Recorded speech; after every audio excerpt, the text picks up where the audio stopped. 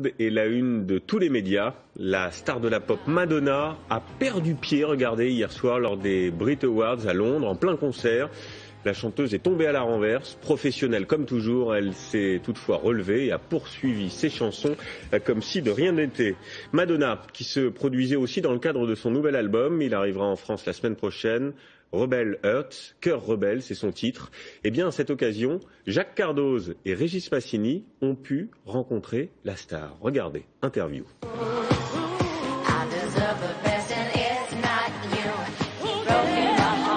Avec Madonna, la provocation n'est jamais très loin. Ce soir-là, l'Amérique découvre la chanson titre de son album version Grammy Awards, l'équivalent des victoires de la musique.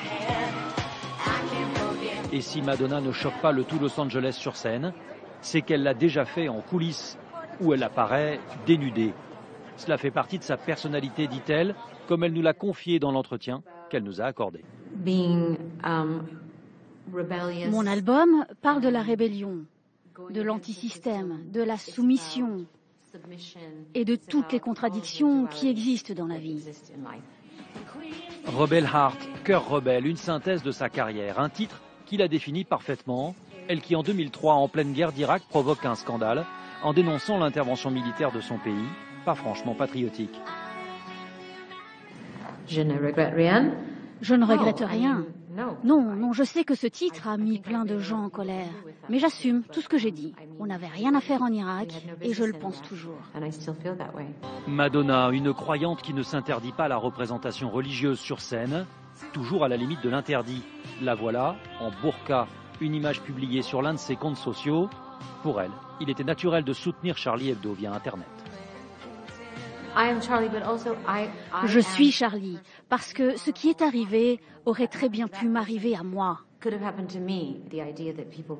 L'idée que l'on puisse être tué seulement pour avoir exercé sa liberté d'expression, pour moi c'est inacceptable. Si seulement ces événements pouvaient rapprocher les Français, leur permettre de comprendre la richesse de la diversité qui existe en France, alors quelque chose de positif pourrait sortir de cette effroyable tragédie.